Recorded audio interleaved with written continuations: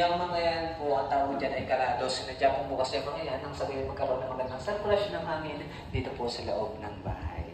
And natulad po sa may kasabi niya, yung mga furniture po na nakikita po ninyo dito, ilan po sa mga yan, mga luma po talaga, pero hindi rin original dito sa may bahay. Pero itong bahay na ito, meron siyang mga original na furniture po na nandito. Ito po mga sa dining set. Ay, hindi po ito.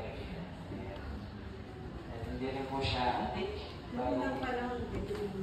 Yes, so ginaya lang po talaga sa pwede. Pero hindi ko